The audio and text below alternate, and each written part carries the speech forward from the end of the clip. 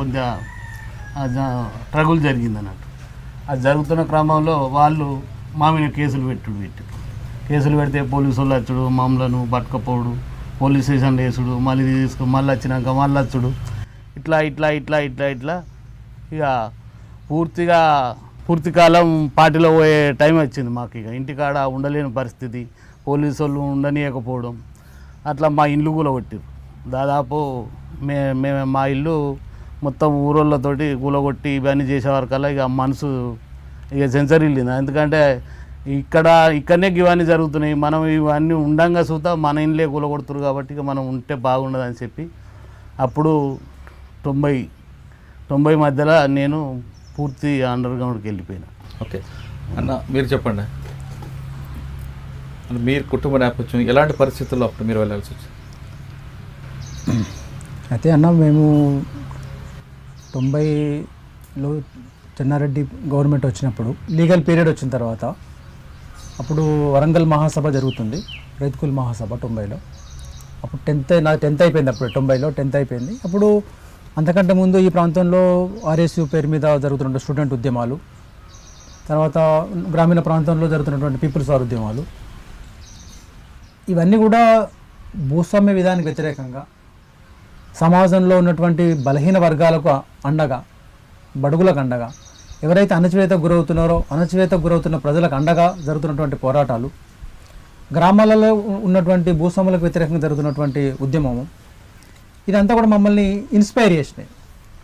నాకు తెలిసి గ్రామాలలో మా అమ్మమ్మలో ఒక ఊరు ఉంటుంది, ఆ ఊర్లే దొర గడి మీద కూర్చుంటే చెప్పులు పట్టుకొని పోయే పరిస్థితి. ఇది ప్రత్యక్షంగా చూసిన నేను. అరే చెప్పులు పట్టుకొని పోవడేంది ఇది అంటే, ఇక్కడ అంతే పోవాల్సిందే, ఇక్కడ ఏం చేయొద్దు వేరే అని ఇట్లా మాట్లాడుతున్న సందర్భము అది మనసులో ఎక్కడొక్కడ కలిసివేసింది. అరే ఒక మనిషిగా చూడాల్సిన సమాజము అంత దుర్మార్గంగా అణచివేయాలని చెప్పేసి అనుకోవడం ఏం కరెక్ట్ ఇది? కాబట్టి దీనికి వ్యతిరేకంగా జరుగుతున్నటువంటి ఉద్యమంలో మనం భాగస్వామ్యం కావాలి అనేది మనసులో అనుకొని ఆ 90 పీరియడ్లో జరుగుతున్నటువంటి తెలంగాణ రైతుకుల్ మహాసభ వరంగల్కు వెళ్ళి దాన్ని చూసి ఆ గద్దర్ మాట్లాడినటువంటి మాట్లాడినటువంటి మాటలు ఇవన్నీ విని మనం కూడా ఈ ఉద్యమంలో భాగస్వామ్యం కావాలనేటువంటి మనసులో సంకల్పం చేసుకొని 90 నుండి ఉద్యమంతో టచ్లో ఉండి పూర్తి కాలంగా దాదాపుగా 90 నుంచి ఉద్యమంతో ఉంటూ 90 నుంచి 2000 సంవత్సరం డిసెంబర్ వరకు ఉద్యమంలో వివిధ స్థాయిలలో పనిచేసి బయటకు రావడం జరిగింది. ముఖ్యంగా అనుకున్న ఉద్దేశం ఏంటంటే, సమాజంలో జరుగుతున్నటువంటి పీడన, సమాజంలో ఒక వర్గం ఇంకొక వర్గాన్ని తొక్కిపెట్టాలనేటువంటి ఒక దుర్మార్గమైనటువంటి ఆలోచన, ఇది కరెక్ట్గా లేదు. నిజంగానే అణచివేయబడుతున్న వాళ్ళకు అండగా ఒకళ్ళం ఉండాల్సినటువంటి అవసరం ఉన్నది. ఉన్నోళ్ళ పక్షాన ప్రభుత్వాలు ఉన్నాయి, లేనోళ్ళ పక్షాన మనం ఉండాలి అనేటువంటి సంకల్పంతో వాళ్ళతో జాయిన్ కావడం జరిగింది.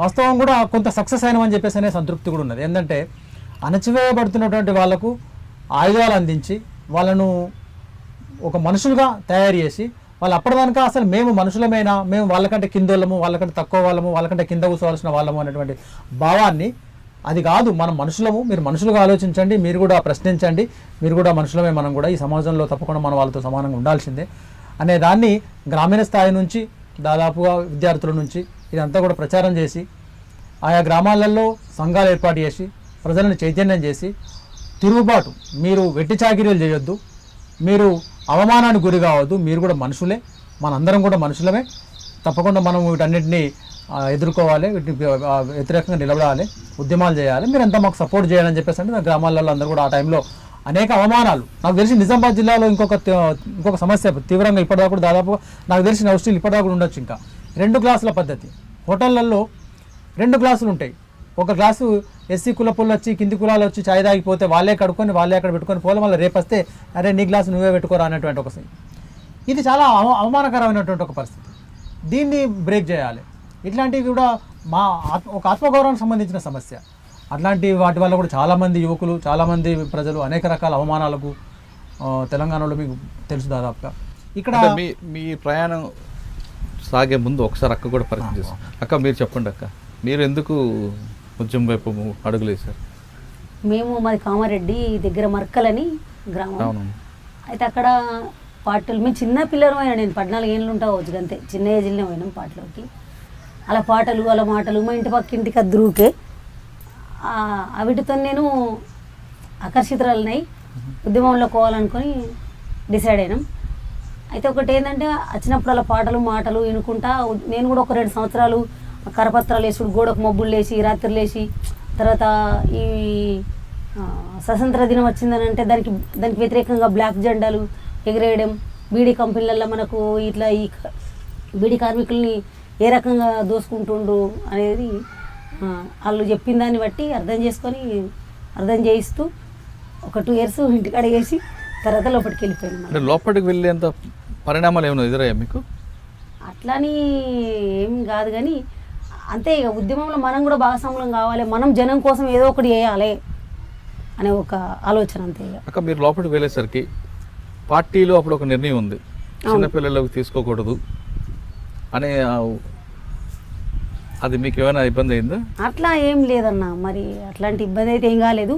నేను 13-14 ఏళ్ళు ఉంటావచ్చు అంతే పార్టీలోకి వెళ్ళి. పార్టీ మీకు వెంటనే ఆహ్వానం పలికిందా? మెల్లగానే మీకు తుపాకీ ఇచ్చి అంటే ఒక 1 నెల రోజులు చిన్న అంటే గ్రైండర్ లాంటిది ఇచ్చి ఉన్నాము, తర్వాత తుపాకీ ఇచ్చింది. అంటే మీరు వెళ్ళేసరికి ఏ దళంలోకి వెళ్ళారు? అప్పుడు ఎవరు అప్పుడు కమాండర్? సునీత కానీ ఉండే కమాండర్, మా కమాండర్గా నేను అప్పుడు వెళ్ళినా. ఎంతకాలం మీరు పార్టీలో ఉన్నారు? పార్టీలో 7 సంవత్సరాలు ఉన్నా. 93లో పోయినాం, 93 చివరికి, అంటే 90 నుంచి పనిచేసిన నేను కూడా 93 చివరిలో వెళ్ళిపోయాను లోపలికి. 93 నుంచి మీరు పనిచేస్తారు. మీ ప్రయాణం ఎక్కడెక్కడ సాగింది అక్క? అడవిలో? మాది బాన్స్వాడ, సిరిసిల్ల కూడా చేసిన నేను. మధు కమాండర్ ఉండే అప్పుడు సిరిసిల్లలో తిరిగినప్పుడు. తర్వాత భీమ్గల్ ఐలాండ్ ఉండే కమాండర్గా. తర్వాత ఈ 3 దళాలలో ఎక్కువ చేసిన. కామారెడ్డిలో కూడా కొద్ది రోజులు చేసిన, కానీ తక్కువ. తక్కువ ఉన్న పీరియడ్లో ఒక 2-3 నెలలు ఇక్కడ, ఒక 6 నెలలు అట్లుండి కొత్తగా వచ్చినాక తర్వాత భీమ్గల్, సిరిసిల్ల, బాన్స్వాడలో కొద్దిగా ఎక్కువనే ఉన్నా. సాధారణంగా అప్పట్లో దళంలోకి ఆడపిల్లలు వస్తే పోలీసులకు చెడ్డ ప్రచారం చేసేవారు. బాల్య వివాహాలు తట్టుకోలేకో లేదు ఇంకో వేరే వేరే కారణాలతో వస్తారు, వాళ్ళ పట్ల లైంగికంగా వేధింపులు ఉంటాయనేది అప్పుడు ఒక ప్రచారం జరిగింది. అదంతా వాస్తవం అంటారా? లేదు, పార్టీలు అట్లాంటిది లేదు. ఇప్పుడు మనం 10 మంది అన్నలున్నా, ఒక్క అక్కున్నా, వాళ్ళ తోడబుట్టిన అక్కని ఎట్లా చూసుకుంటారో అట్లా చూసుకుంటారు. ఇది అనవసరంగా దుష్ప్రచారమే జరిగింది అనేది బయట. అట్లాంటిది ఏం లేదు అక్కడ. మీరు పనిచేస్తున్న సమయంలో మీరు చేసిన మంచి కార్యక్రమాలు ఏమి ఉన్నాయి?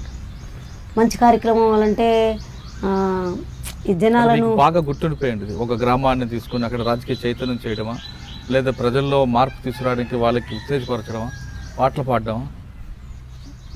మీటింగ్లు, పాటలు ఇవన్నీ చేసినారు, మాట్లాడినాం.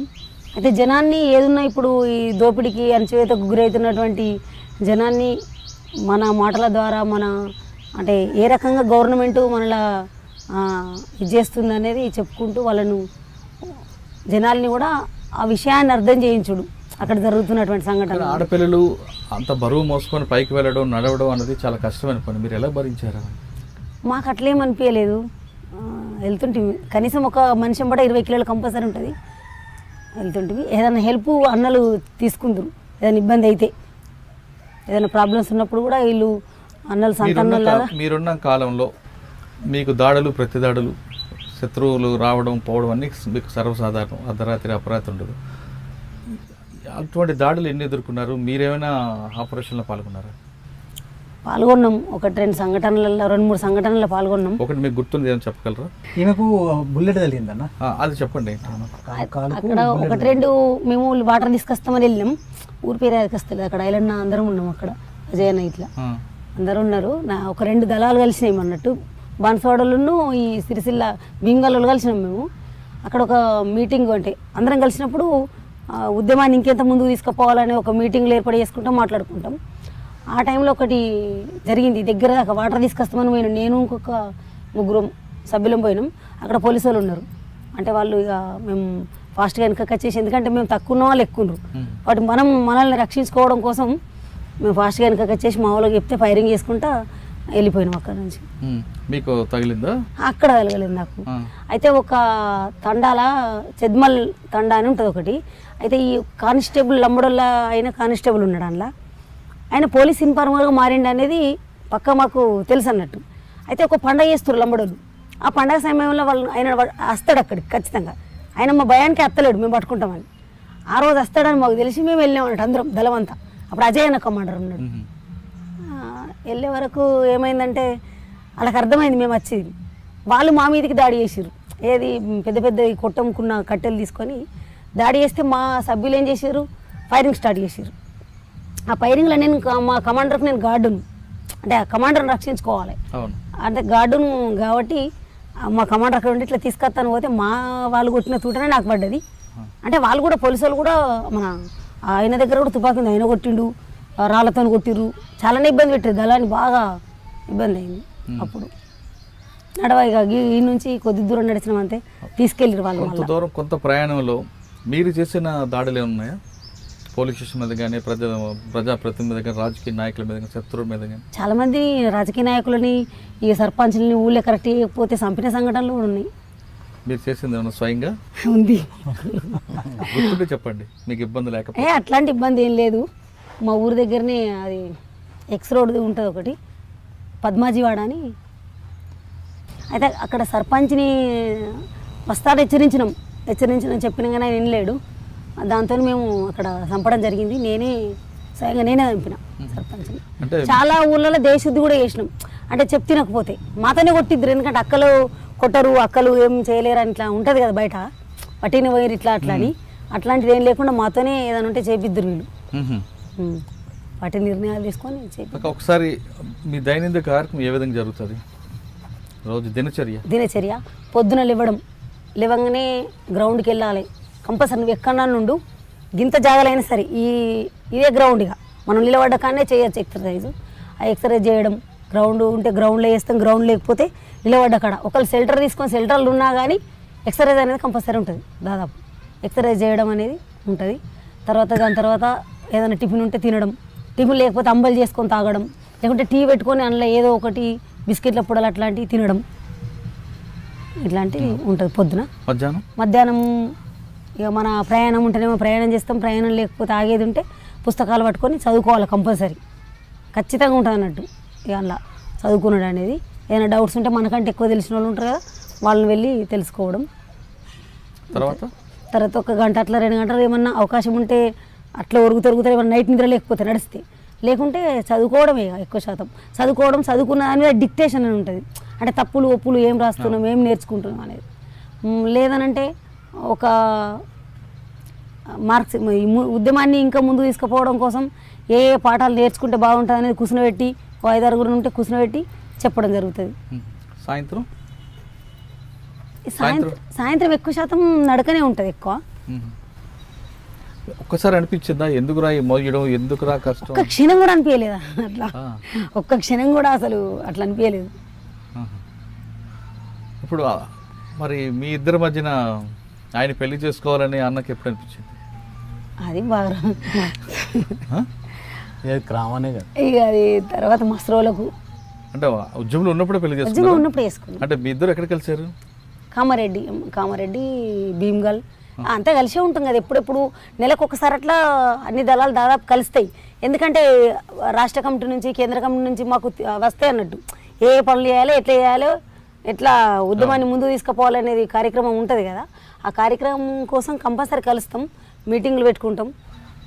అంటే మీ ఇద్దరికి ఫస్ట్ ఎవరు ప్రేమించుకున్నారు? ఆయన పెళ్లి చేసుకోవాలనిపించేది ఆయన అడిగిండు.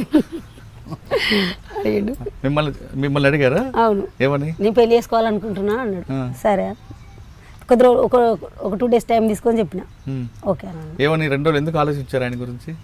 అట్లని కాదు కానీ వెంటనే అట్లా చెప్పలేం కదా. సాధారణంగా ఉద్యమంలో పెళ్లి చేసుకోవాలనుకుంటే పార్టీకి నిర్ణయం ప్రకారం 2 వేరువేరుగా ఒక 6 నెలలు తర్వాత కలిపి. ఇది మాత్రం నిజం, కంపల్సరీ. అట్లా చెప్పినాక ఏం చేసారు, నన్ను బాన్స్వాడకి వేసేసారు ఒక 6 నెలలు.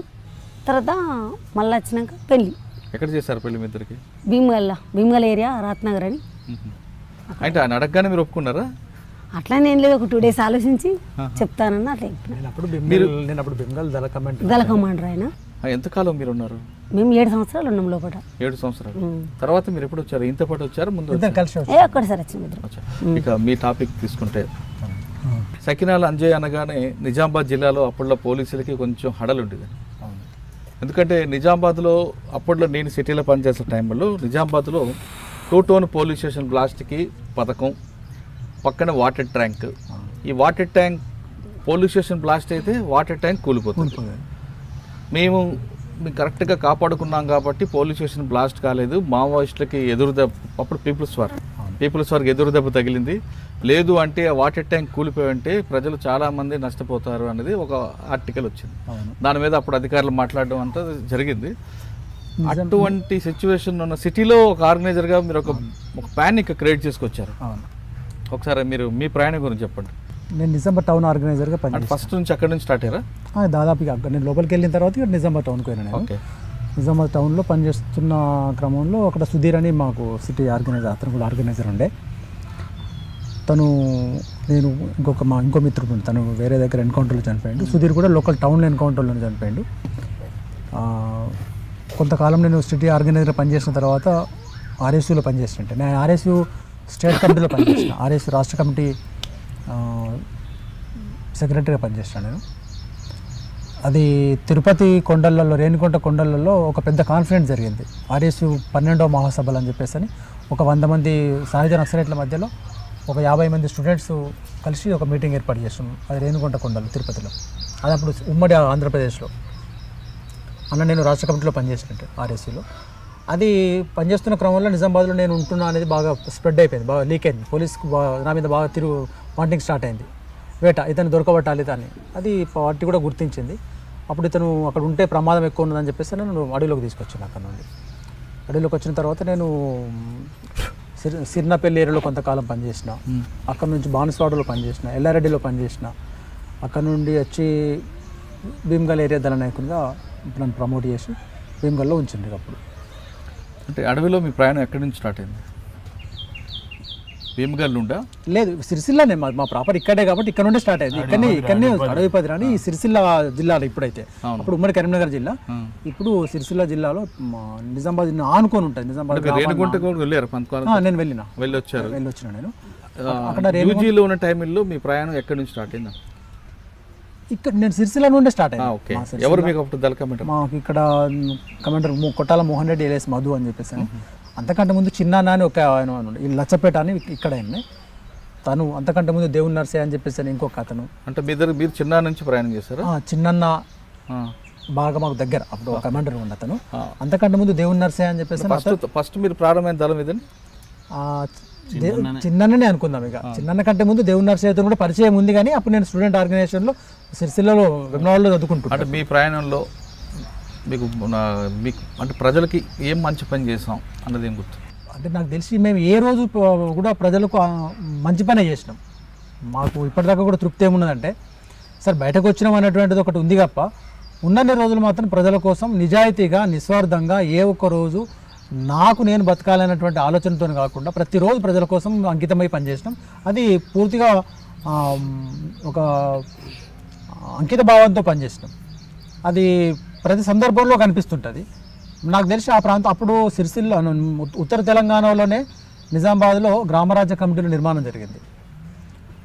ఉద్యమము ఉవ్వెత్తున లేచి ఒక రకంగా మీకు కూడా తెలుసు, నాకు తెలిసి అప్పుడు ప్రభుత్వానికి సమాంతరమైనటువంటి ప్రభుత్వం పీపుల్స్ వార్ నడిపింది ఉత్తర తెలంగాణలో.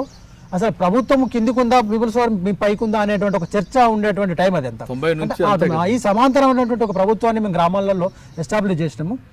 తర్వాత ప్రజలకు ఆ సందర్భంగా అనేక రకాల సమస్యల పట్ల, అనేక రకాల అణచివేతల పట్ల, అనేక రకాల ఉద్యమాల పట్ల వాళ్ళకు చైతన్యం చేయడం జరిగింది.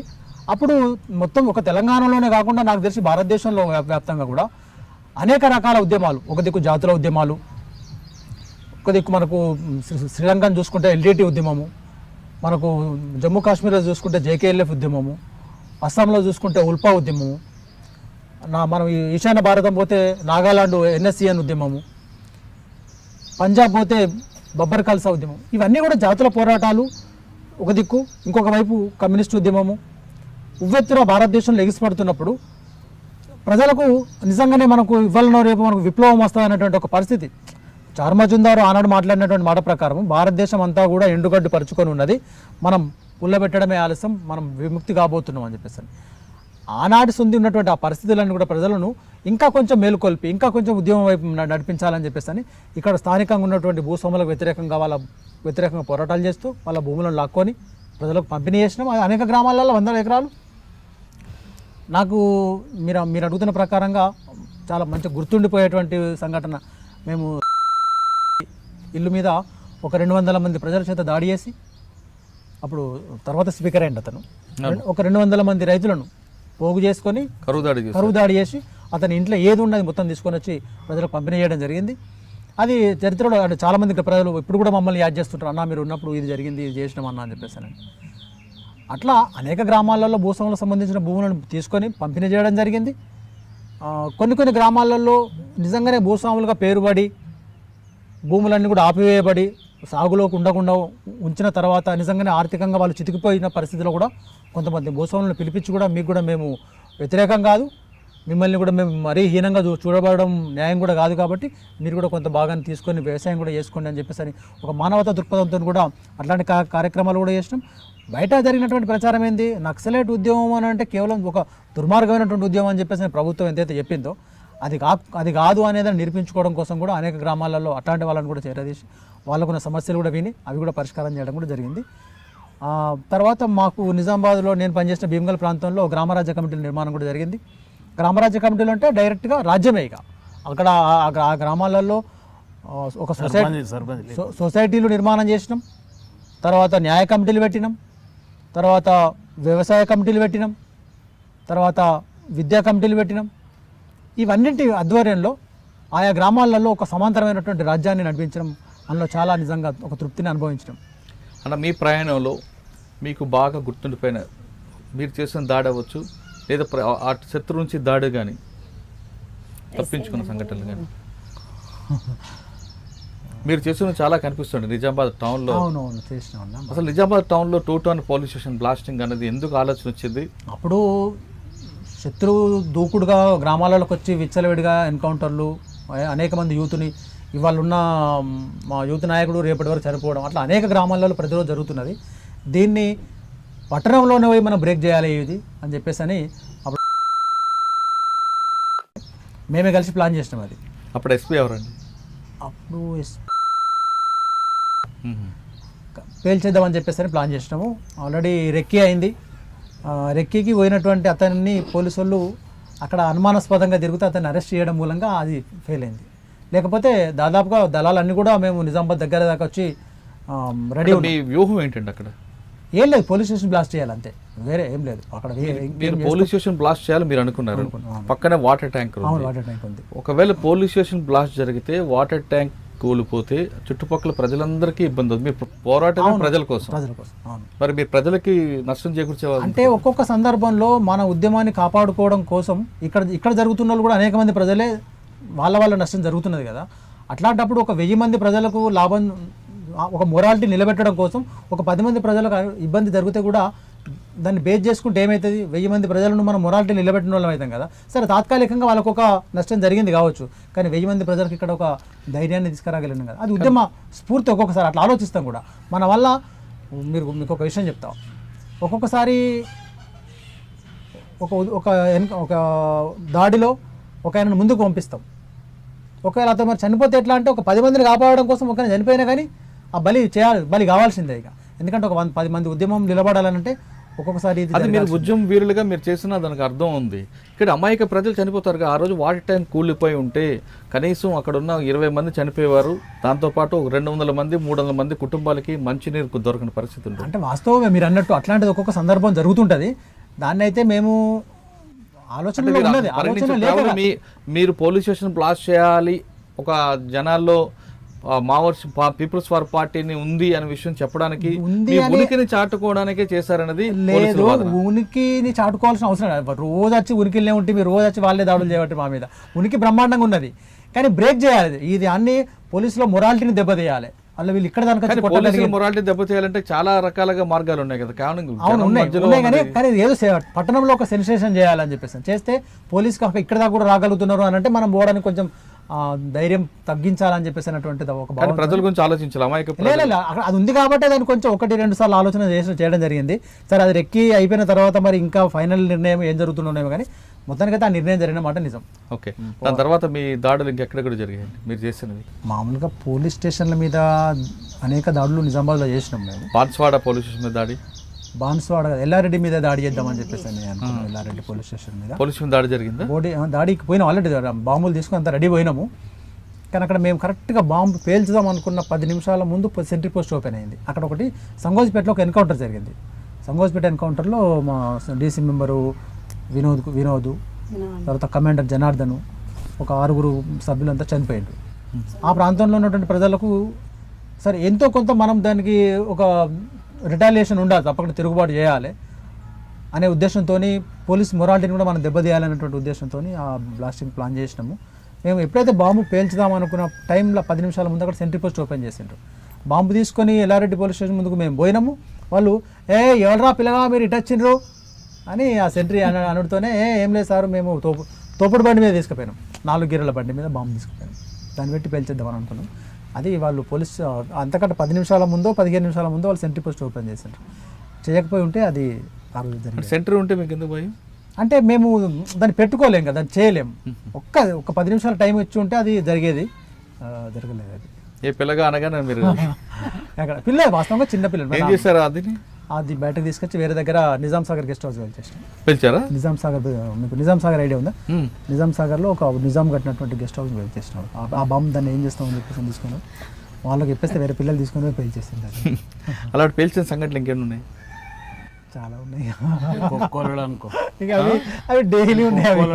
కుక్కోళ్ళుగా జరిగినాయి అవి. అంటే మీరు ఒక టార్గెట్ మీకు ఇస్తారు సెంటర్ కమిటీ, టార్గెట్కి వెళ్ళి ఇప్పుడు చెప్పిన పోలీస్ స్టేషన్ లాంటివి మిస్ అయిన సంఘటనలు ఉన్నాయా?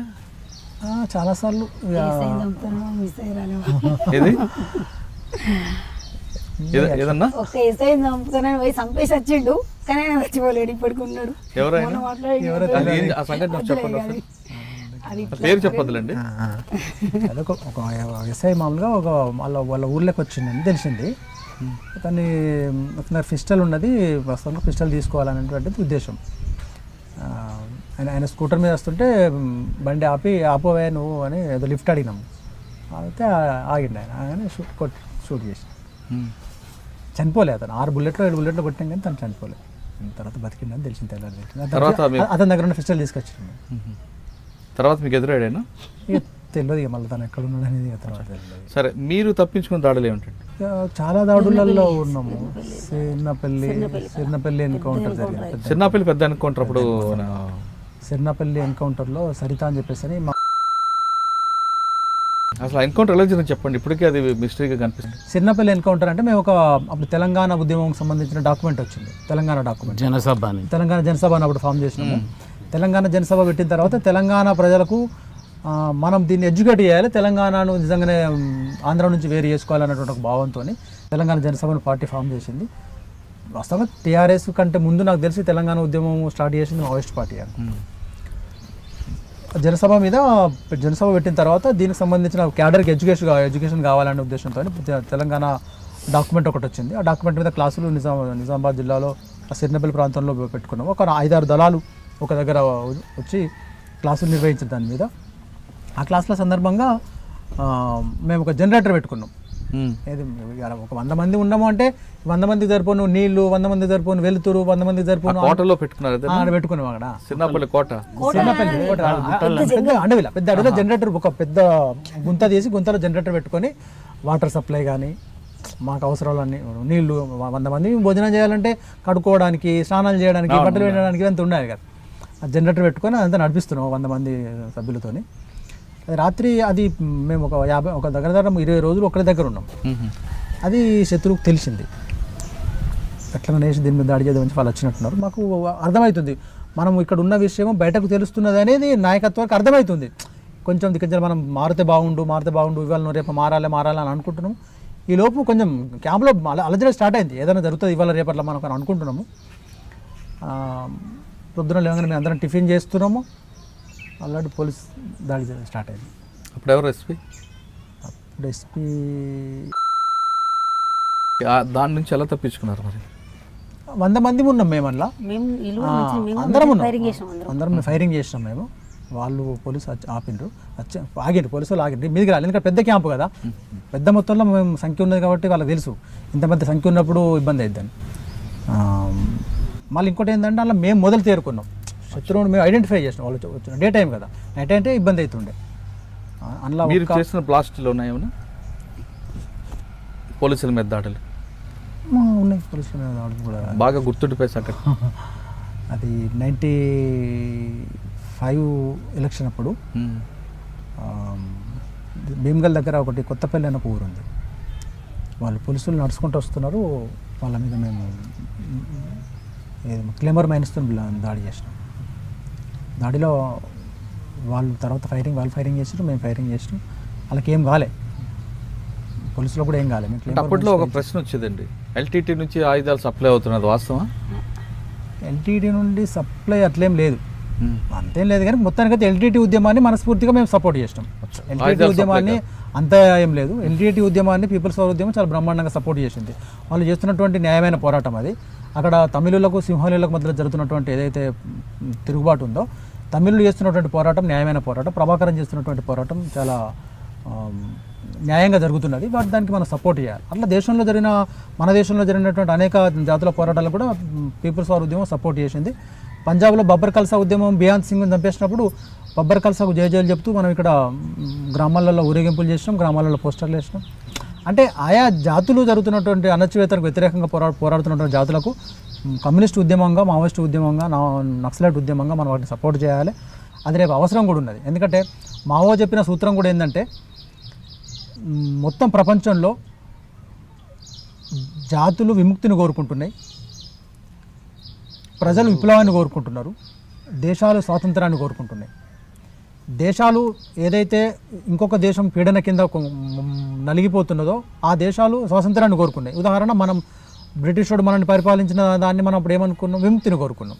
అట్లా ప్రపంచంలో నీకు ఏ దేశం కూడా ఇంకొక దేశం డామినేషన్ కింద కొనసాగాలని అనుకోలేదు. అది మావో చెప్పిన సూత్రం ప్రకారంగా దేశాల స్వాతంత్రాన్ని, జాతుల విముక్తిని, అంతిమంగా ప్రజలు విప్లవాన్ని కోరుకుంటున్న యుగం ఇది. ఇది విప్లవాల యుగం. ఖచ్చితంగా విప్లవిస్తే మనం విజయం తప్పకుండా మనం సాధిస్తాం. కరెక్టే. ఆ కాన్సెప్ట్ తోని మనం ముందుకెళ్ళాలని చెప్పేసి భావించడం జరిగింది. ఆ మావో సిద్ధాంతాన్ని మీకు బాగా పట్టుకున్నారు. కానీ మీరు అదే బుల్లెట్ పక్కన పెట్టి బ్యాలెట్తో ప్రజల్లోకి వచ్చి మీరు గెలిచి ఆ ప్రభుత్వాన్ని ఏర్పాటు చేసి ప్రజలకి మీరు చేయొచ్చు కదా. ఎందుకంటే చైనా కూడా అదే సిద్ధాంతం నమ్మి వాళ్ళు కూడా నేపాల్లో వాళ్ళు కూడా ప్రభుత్వాన్ని ఏర్పాటు చేశారు. కానీ నిలబడలే కదా. నిలబడిపోవడం తర్వాత సంగతి. లేదు. అంటే ఇప్పుడు ఒక ఉద్యమము, మీరు కమ్యూనిస్టు ఉద్యమానికి మీకు మిగతా ఉద్యమాలకు తేడా ఉంటుంది. కమ్యూనిస్టు ఉద్యమం ఏంటిది, టోటల్గా ప్రపంచంలో కమ్యూనిజాన్ని స్థాపించాలనేటువంటి కమ్యూనిస్టు ఉద్యమం యొక్క అంతిమ లక్ష్యం.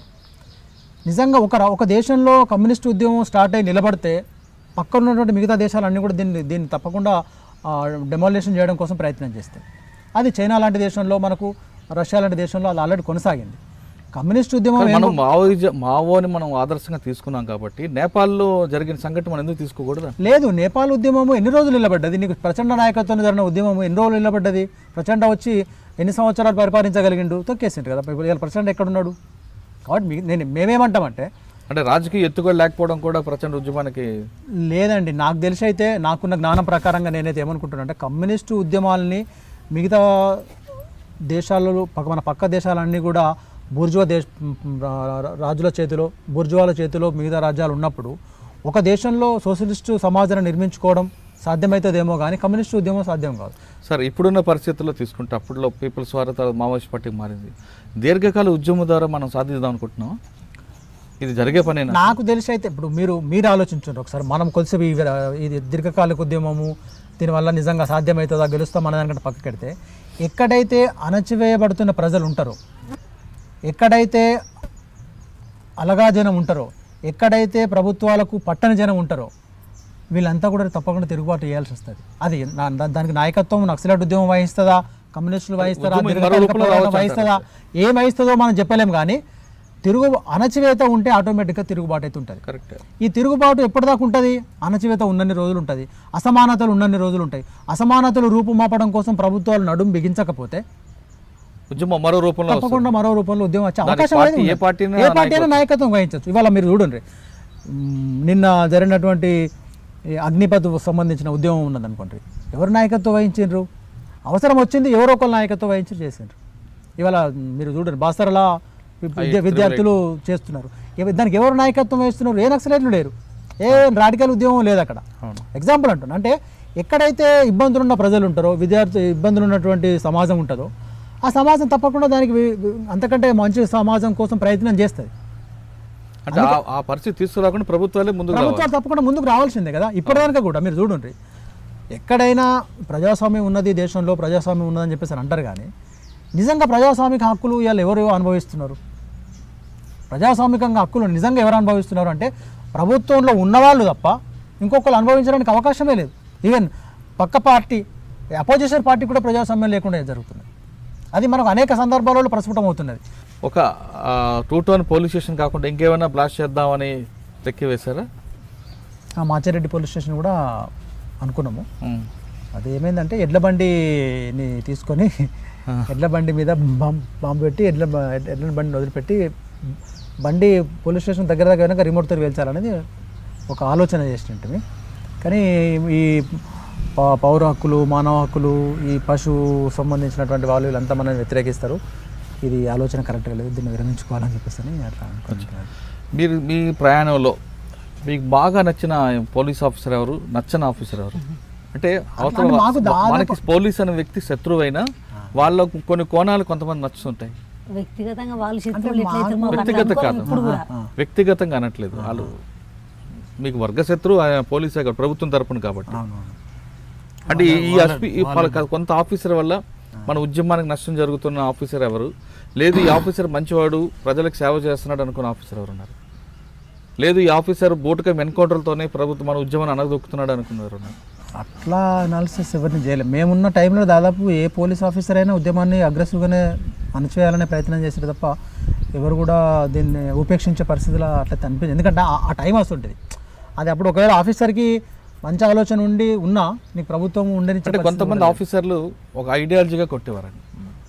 ఫర్ ఎగ్జాంపుల్ ఒక ఆఫీసర్ ఎన్కౌంటర్లే దీనికి ఉద్యమానికి ఫుల్ స్టాప్ అని ఒక అంటే, మరికొంతమంది ఆఫీసర్లు విద్యార్థులకు కావాల్సింది ఏమి ఇవ్వాలి, ఆదివాసీలకు కావాల్సింది ఏం చేయాలి, విద్యార్థులు ఉద్యమం వైపు వెళ్లకుండా వాళ్ళలో మార్పు తేడానికి వాళ్ళకి క్లాసులు పెట్టడం, వాళ్ళల్లో చైతన్యం తీసుకురావడానికి సరెండర్స్ ప్రోత్సహించడం, ఇటువంటి కార్యక్రమాలు చేసి మీ ఐడియాలజీకి దగ్గరికి వెళ్లకుండా వాళ్ళు చూశారు.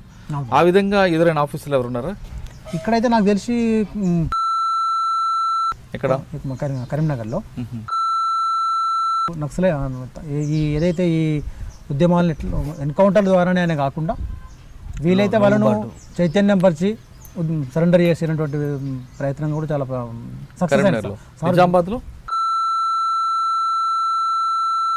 వాళ్ళకు కూడా వాళ్ళు ఐపీఎస్ కానీ ఉద్యమాలని ఒకవైపు ఎన్కౌంటర్ల సందర్భం జరుగుతాయి, అది చేసుకుంటూనే గ్రామాలలోకి వెళ్ళి మీరు ఈ మార్గం కరెక్ట్ కాదు, దీనివల్ల మీరు అనేక ఇబ్బందులకు గురవుతారు అని చెప్పేసినటువంటి ప్రయత్నం కూడా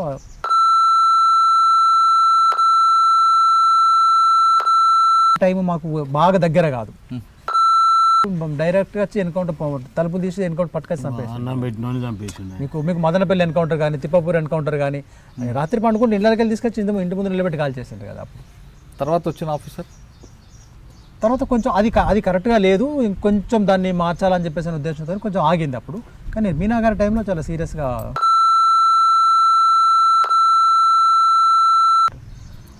అప్పుడు కూడా ఎన్కౌంటర్లు జరిగినాయి. ఆయన టైంలోనే మీ వైపు ఎక్కువగా నష్టం జరిగింది. నష్టం జరిగింది బాగా. మీరు ఏం చేశారు అప్పుడు?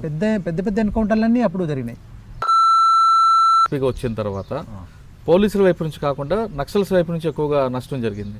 నక్సల్స్ వైపు అంటే మీ అప్పర్ హ్యాండ్, మీ చేయి పైకి వచ్చింది. అవును, నిజమే. అది గ్రామాలు అప్పుడు పూర్తిగా మన కంట్రోల్కి వచ్చేసినాయి. అప్పుడు సలీం దళం ఎన్కౌంటర్ అయింది. బిచ్చుకుందా అసలు దాని గురించి చెప్పండి.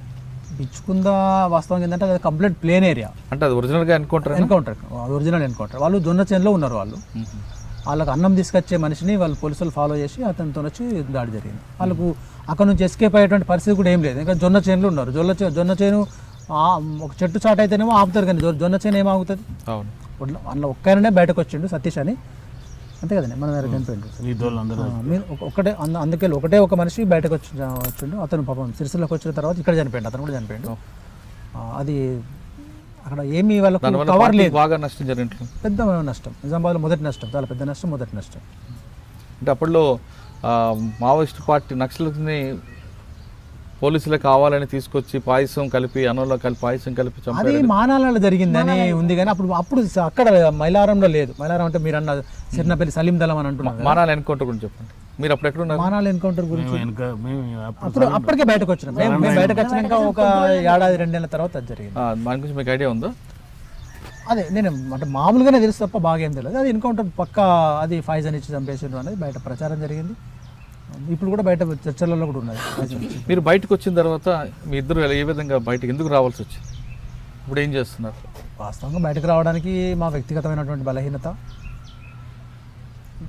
బయటకు రావడం అనేటువంటిది ఇద్దరం అనుకొని బయటకు వచ్చాం. సరే ఇక్కడ ఉంటే మనం, ఈమెకు బుల్లెట్ తగిలి ఉంది, కాలుకు ప్రాబ్లం అవుతుంది, అసలు ఇక్కడ నడవలేకపోతుంది, చాలా పెద్ద గాయం ఉన్నది మీకు నడవరాదు. అది దానికంటే కూడా సార్ అందులో కూడా కొంచెం చిన్న చిన్న సమస్యలు కూడా ఉన్నాయి అందులో. దాంతో బయటకు వెళ్ళాలనుకొని వచ్చినాం అంతే. ఇంకా బాగా పెద్ద దానికి ఏదో విభేదాలు అవి ఇవన్నీ మాట్లాడుకునేంత పెద్ద ఏం లేవు. ఎందుకో పోదామని చెప్పేసి అనుకుని వచ్చినాం. అప్పుడు ఎవరు మీకు నాయకుడు? నేనే నాయకుడు. మీరే నాయకుడు. మీరు తుపాకీ పక్కన పెడితే ఎలాగా? పెట్టి వాళ్ళకు దళంకు అప్పచెప్పి క్లియర్గా అన్ని మాట్లాడుకొని వాళ్ళు చెప్పినట్టు కమిటీ ఒప్పుకుందా? లెటర్ రాసి చెప్పేసి దళం నువ్వు కూర్చోబెట్టి మాట్లాడి మా తుపాకీలు అప్పచెప్పేసి మా బాధ్యతలను వాళ్ళకి అప్పచెప్పి మా దగ్గర ఉన్నాయని కూడా మీరు తీసేసుకోండి, ఎక్కడ ఉండేవన్నీ మా డంపులు అవి ఉన్నాయనుకోండి అవన్నీ మార్చేసుకోండి అని చెప్పి కానీ క్లియర్గా వాళ్ళు చెప్పిన తర్వాత వారం 15 రోజులు బయటకు వచ్చి సరెండర్ కావడం. ఎవరుండి అప్పుడు ఎస్పీ? అయితే మేము ఏం చేసినామంటే నిజామాబాద్లో కాకుండా కరీంనగర్లో కాకుండా డీసీ దగ్గర సరెండర్ అయినా. ఎందుకు ఆయన అంటే ఇక్కడికైతే కరీంనగర్లో సరెండర్ అయితే నిజామాబాద్ ఆయన ఇబ్బంది పడతారు, ఎందుకు అక్కడికైనా అని. ఇక ఇక్కడైతే అక్కడైనా అక్కడైతే ఇక్కడ ఇబ్బంది అవుతుందని చెప్పేసి అని ఇక్కడ సిరిసిల్ల డిఎస్పీ గారు తన ద్వారా డీజీ దగ్గరికి వస్తాం సార్ మేము ఇక్కడ వద్దు మాకు, ఎందుకంటే మాకు 2 జిల్లాలకు సంబంధించిన మనుషులం మేము, ఇక్కడైతే ఆయన అంటాడు అక్కడైతే ఈయన అంటాడు అని చెప్పేసి ఉద్దేశం ఆయన. ఆయన తర్వాత కూడా ఏం జరిగిందంటే పిలుచుకున్నాడు ఇక్కడ మనుషులు మా సిఐ గారిని పంపించి తెప్పించుకున్నాడు. పోయిన తర్వాత నన్ను కూర్చోబెట్టి అడిగినారు ఎందుకయ్యా నువ్వు అట్లా డీజీ దగ్గరికి పోయినావు అని. అంటే సార్ మాది ప్రాపర్ కరీంనగర్, నేను పనిచేసింది నిజామాబాద్, ఇక్కడ సరెండర్ అయితే నాకు ఒక సమస్య అయితే, అక్కడ సరెండర్ అయితే ఇంకో సమస్య అయితే, డీజీ దగ్గరికి పోతే మీ ఇద్దరికి బాస్ కాబట్టి మీరు నాకు ఏ సమస్య ఉండదని అక్కడికి పోయినామని చెప్తే అతను ఓకే. మీరు సరెండర్ అయిన తర్వాత మీకు రావాల్సిన పథకాలన్నీ వచ్చా? మాకు సరెండర్ అయిన తర్వాత ఏమైందంటే నా మీద రివార్డు ఉంది, నా మీద అప్పుడు గవర్నమెంట్ 3 లక్షల రివార్డు ఉండే. అయితే మాకు బయటకు వచ్చినప్పుడు మా దగ్గర ₹1 కూడా లేదు, మేము ఒట్టి చేతులతోనే వచ్చినాం. వచ్చిన తర్వాత మరి మాకు డబ్బులు ఏం లేవు కదా ఎట్లా అని చెప్పేసి అని పోలీసుతో మాట్లాడితే వాళ్ళు రివార్డ్ అయితే ఇప్పిస్తామయ్యా కానీ కొంచెం టైం పడుతుంది, 6 నెలలు పడుతుంది. అంటే మేము 6 నెలలకు కూడా బతకాలి కదా, ఎట్లా నేసి కొంచెం స్పీడ్గా ఇవ్వండి సార్ అని చెప్పేసి అంటే పాపం అప్పుడు ఎస్ఐబిలో ఓకేనయ్యా మరి మీకు తీసుకోపో అని చెప్పేసి అని పిలిచి తన సారే పిలిచి ఇచ్చిండ్రు. అప్పుడు ఎంత? 2 లక్షలు రివార్డు ఇచ్చింది నాకు. ఈమె మీద కూడా ఒక 2 లక్షల రివార్డు ఉండే. కానీ మా ఊరు నుంచి నేను ఒక్కదాని రాలేను, 5 మా అమ్మాయిలం వచ్చాము. తర్వాత 2 అమ్మాయిలు వెంటనే 2 అమ్మాయిలు వెంటనే వచ్చారు. అలా నాన్నలు ఏడిస్తే వాళ్ళు వెళ్ళిపోయారు. మిగతా 3 లోపలనే చాలా రోజులు ఉన్నాం. ఒక ఆమె ఎన్కౌంటర్ వెళ్ళిపోయింది మాకు ఎదురుంగిల్లి అన్నట్టు. అప్పుడు మా అన్న కూడా ఉద్యమంలో పనిచేస్తుండు, జిల్లా స్థాయిలో బయట పనిచేస్తుండు. అయితే ఆ శవాన్ని వాళ్ళ నాన్న తెచ్చుకోలేడు. ఇక మా అన్న తీసుకొచ్చి నేనే చనిపోయినట్టు రికార్డులు ఉంది. ఇప్పుడు నాకు అట్లా రివార్డు ఏం రాలేదు ఇప్పటికి ₹1 కూడా రాలేదు. అయితే మేము అడిగిన పోలీసులు అడిగినాం అప్పుడు, సార్ మరి మేము బతికుంది కదా మీరు లైవ్లో చనిపోయిందని చూస్తున్నారు ఎట్లా అంటే ఆమె చనిపోయిందే వాస్తవమయ్యా అని అంటారు సార్. ఎట్లా సార్ మీకు కనబడుతుంది కదా లైవ్ అని అంటే చెద్మన్ వినోదన్న చనిపోయిన ఎన్కౌంటర్లో పాపం మా ఇంటి ముందు అంటే నాతో నచ్చిన అమ్మాయి మాకంటే వెనకనే వచ్చింది కానీ ఆ అమ్మాయి ఆ ఎన్కౌంటర్లో చనిపోయింది, చెద్మల్ ఎన్కౌంటర్ అని చనిపోయింది. ఆ ఎన్కౌంటర్లో ఈమె చనిపోయినట్టుగా పోలీసు రికార్డు రాసుకొని క్లెయిమ్ చేసుకున్నారు, డబ్బులు ఇయ్యలేరు. ఇక మేము అడుగుతా 1-2 సార్లు అడిగితే దానికోసం ప్రయత్నం చేయగా పోలీసు మా అన్న కూడా చనిపోయింది ఎన్కౌంటర్లో. అయ్యో, సొంత అన్న బయట చేసిండు సిటీలో నిజామాబాద్ జిల్లాకు అధ్యక్షుడు, విప్లవ రైతుకూల సంఘం అధ్యక్షుడు పనిచేస్తుంది BRCS బాలరాజు ఊర్లోనే పనిచేస్తుండే. ఊర్లోనే ఒక దగ్గర కూర్చుంటే వచ్చి చంపేసిపోయింది పోలీసు ఇంటి ముందు కూర్చుంటే. అంటే మీకు రివార్డులు మీకు 2 లక్షలు ఇచ్చారు, తర్వాత భూమి ఇచ్చారా? భూమి గిదే ఇచ్చింది, ఇప్పుడు ఒక 3.5 ఇది ఒక 3.5 గుంటలు ఇచ్చారు. అప్పుడు ఒక 5 ఎకరాలు ఇస్తాం వ్యవసాయ భూమి అన్నారు. ఇక్కడ చాలా మీరు ఎక్కడ భూమి ఉందో చూసుకోండి వెతుక్కోండి అని అన్నారు. కానీ ఇక్కడ స్పెషల్లీ సిరిసిల్ల ప్రాంతంలో ఉన్న ఏంటంటే ఒక్కొక్క గ్రామం నుంచి 20 మంది నక్సలైట్లు ఉంటారు ఇక్కడ సరెండర్ అయిన వాళ్ళు. అట్లాంటి వాళ్ళందరికీ భూములు ఇస్తే ఇక్కడ భూములే ఉండే. మరి మీరు ఎక్కడ వెతుకొని అంటే కొందరు వెతుకున్నారు, కొందరు దొరికినాయి, కొందరికి ఇక లేవా అని చెప్పేసి అన్నారు. మేము కూడా ఎక్కువ ప్రయత్నం కూడా చేయలేదు, అట్లా అది రాలేదు. అచ్చా, బయటకు వచ్చిన తర్వాత చాలా కొంతమంది నక్సలైట్లు సెటిల్మెంట్లు చేసుకుంటూ రియల్ ఎస్టేట్ దందాలు చేసుకుంటూ పెద్ద పెద్ద కార్లు తిరుగుతుంటారు. మరి మీరు ఇక్కడ కామ్గా కొబ్బరి చెట్టు కింద. మేమైతే ఇప్పుడు ఏ సమాజానికి అయితే మేము కొన్ని నీతులు కొన్ని పద్ధతులు చెప్పినామో ఆ సమాజం ముందు మేము అనాగరికంగా ప్రవర్తించడం అంత మంచిది కాదు. ఇప్పటికి కూడా మేము ఒక ఈ మత్తు పానీయాలు అలాంటివి కానీ మా ఎక్కడన్నా తప్పుడు వ్యవహారాలు చేస్తుడు కానీ ఎక్కడన్నా సెటిల్మెంట్లు చేయడం కానీ 100% తను కానీ మేము కానీ 100% దూరం వాటికి. మేము సిన్సియర్గా మా బతుకు మేము బతుకుతున్నాం.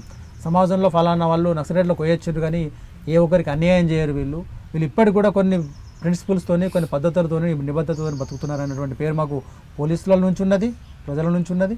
ఇక్కడ ఉన్నటువంటి మమ్మల్ని అభిమానించే మా ప్రజలలో కూడా మాకు గుడ్ నేమ్ ఉన్నది. అంటే మంచి వాళ్ళు వీళ్ళు సిన్సియర్గా బతుకుతున్నారు. మీరు చూస్తే అర్థమవుతుంది. అన్న వాళ్ళు ఇల్లు ఉంటారు, మీ పక్క ఈ దగ్గర ఇల్లు ఉండబట్టి తను ఒక 15 సంవత్సరాలు 12 సంవత్సరాలు అవుతున్నాయి. ఇటుకలు తయారు చేస్తారా? ఇటుకలు తయారు చేసినాం ఉన్నటువంటి ఇదంతా మేమే ఇదంతా మేమే తయారు చేసి కట్టుకున్నాం. కట్టుకున్నది. అంటే మీకు మరి ఆర్థికంగా ఇక మేము వరకు మాకు రివార్డ్ ఇచ్చింది ఉందనుకోండి, దాంతో కొంచెం మెల్లగా ఒక వ్యవహారం చేసినాం. వేమనాడులో నేను కోళ్ళ ఫారం కట్టుకున్నాను ఒక 10 సంవత్సరాలు పౌల్ట్రీ ఫామ్ నడిపించుకున్నట్టు. ఇక దాంతో కొంత డబ్బులు రావడం, వ్యవసాయం చేసుకోవడం, ఈ చిన్న వ్యవహారాలు స్టార్ట్ చేసుకున్నాం.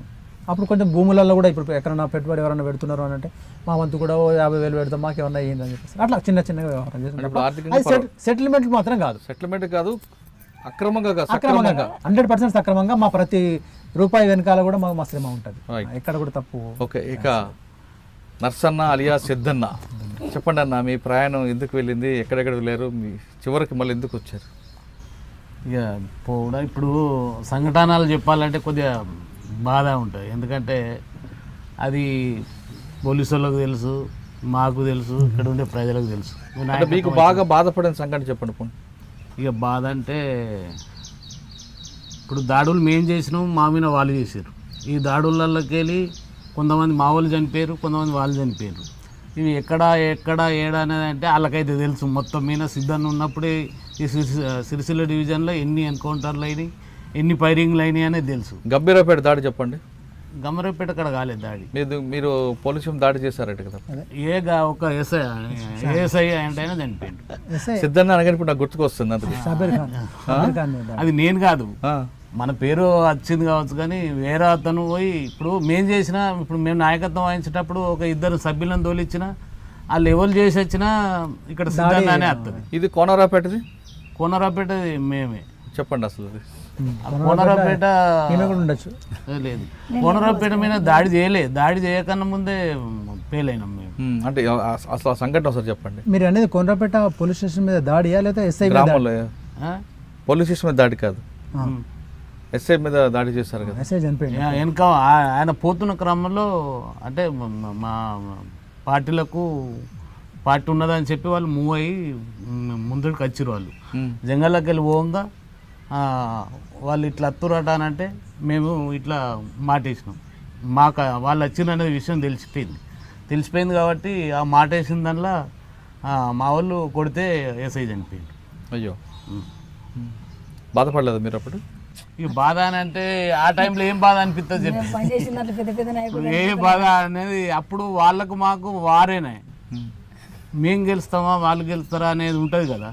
ఉన్న క్రమంలో ఎవరు చనిపోయినా మేము చనిపోతే వాళ్ళు సంతోషపడతారు, వాళ్ళు చనిపోతే మేము సంతోషపడతాం. మీ ఇద్దరి మధ్యన గ్రామస్తులు చాలా బాధపడ్డారు. ఆ విషయం గుర్తించారా? మీకు అన్నం పెడితే వాళ్ళని కొట్టేవారు, మీకు పెట్టకపోతే మీరు వాళ్ళని కొట్టేవారు. కొట్టకపోయినా ఏదో రకంగా హింస ఉండేది. ప్రజలకు ఏమవుతుందట అంటే మేము ఇంతకన్నా ముందు అభివృద్ధి కార్యక్రమాలల్లో మధ్యమల చెరువు, తాటిపల్లి చెరువు, ఇట్లా వెగ్లాస్పూర్ కోనరాపేట దగ్గర ఉండే చెరువు, ఇవన్నీ మేము పట్టుకొని మా పార్టీ వైపు నుంచే మేము డెవలప్ చేయించినాం. అక్కడ ప్రజలందరికీ వాళ్ళకు అందుబాటులోకి వచ్చేటట్టు చేయించినాం అన్నట్టు. అంటే వాళ్ళకు కొన్ని పైసలు బయటకు వెళ్ళి కొంత యంత్రాలను తెప్పించి అవన్నీ చేయించినాం. కాబట్టి అప్పటికి స్కూల్ సమస్య కానీ, రోడ్డు సమస్య కానీ, ఏమైనా కరెంటు సమస్య కానీ ఇవన్నీ పార్టీ వైపు నుంచే జరిగినాయి అక్కడ దాదాపు ఊర్లల్లో. ఇక గవర్నమెంట్ అవసరం లేదనే కాడికి వచ్చారు జనాలు అక్కడ. అంటే ఒక ప్రాంతం మొత్తం మా పట్టున్నది. ఇక అక్కడ మేము ఏది చెప్తే గదే నడిచేది కాబట్టి వాళ్ళు ఏమన్నారు, అప్పుడు ఏమనుకున్నారు జనం, ఎన్ని దెబ్బలు పడ్డా జరగాని, ఏం చేసినా జరగాని మాకైతే మంచి పని చేస్తున్నారు, గవర్నమెంట్ చేయాలటువంటి పని.